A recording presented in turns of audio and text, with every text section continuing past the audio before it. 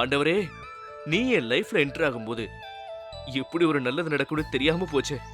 சரி, எப்ப நம்ம கல்யாணம் பண்ணிக்கலாம்? எப்ப வேணாலும் நீயே சொல்லு. மாத்திர மாட்டியே? கண்டிப்பா மாட்டேன். எனக்கு பயமா இருக்கு பிரபா. நீ ஏன் பயந்தேன்னு எனக்கு இப்பதான் புரியுது. எல்லா அரேஞ்ச்மெண்ட்ஸும் பண்ணதுக்கு அப்புறம் வராம இருந்துட மாட்டியே? என்ன பிரபா நீ? இல்லம்மா, ஒரு கன்ஃபர்மேஷன் தான். நீ எல்லாம் அரேஞ்ச் பண்ணு, நம்ம கல்யாணம் பண்ணிக்கலாம். வேணும் வேண்டாம் எல்லா முடிவையும் நீங்களே எடுப்பீங்களே, ஒப்பீனியன் கூட கேட்க மாட்டீங்க. நல்லா வருவீங்க. பிரபா, இப்படி பண்ண என்ன? எப்படி? அந்த ஆண்டவர் பொண்ணையும் எங்க அப்பா எனக்கு பார்த்த சந்தோஷம் கல்யாணம் பண்ணி வச்சுட்டா? சக்தி, நீ எதுக்கு இப்ப மேட்ரிமோனி வேலையெல்லாம் ஆரம்பிக்கிற? அவங்கவங்க எப்படியோ போட்டும். நீ கல்யாணத்துக்கு சரின்னு சொன்னதே தலையெல்லாம் சுத்துது. நிஜமா தானே சொன்ன?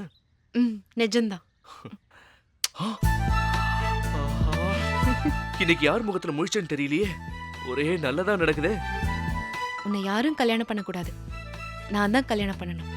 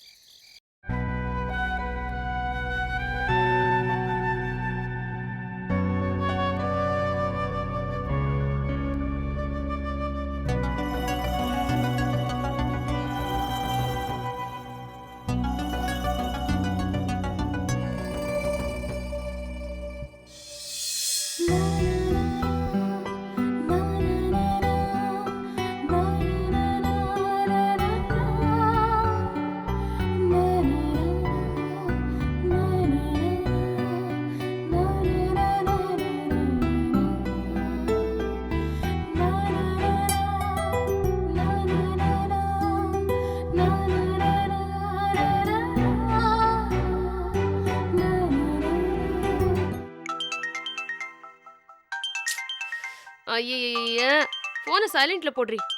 எப்ப பார்த்தாலும் அலறிக்கிட்டே கிடக்கு.